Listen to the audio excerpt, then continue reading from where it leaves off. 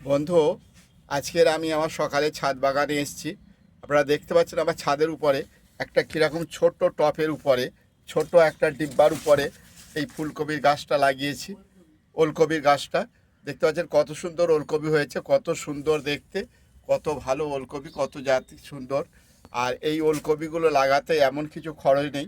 মাটিতে একটুখানি বালি দিয়ে মাটি তৈরি করেছিলাম আর তাতে একটু গোবর সার দিয়েছিলাম। দেখুন কত সুন্দর গাছটা হয়েছে। আর শুধু ওই একটা নয়, প্রচুর পরিমাণে আমি লাগিয়েছি। আপনারা দেখতেই পাচ্ছেন ফুলকপিগুলো কত সুন্দর হয়েছে। আর পুরো বাগানটা দেখতে পাচ্ছেন। তাই বন্ধু, আপনারাও সকলে এইরকম একটা করে ওলকপির বাগান তৈরি করুন।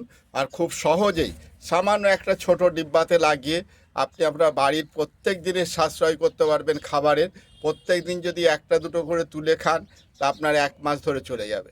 তাই বন্ধু, সকলকে আমি এরকম গাছ লাগানোর অনুরোধ করছি। গাছ লাগান, জীবন বাঁচান আর পরিবেশ বাঁচান।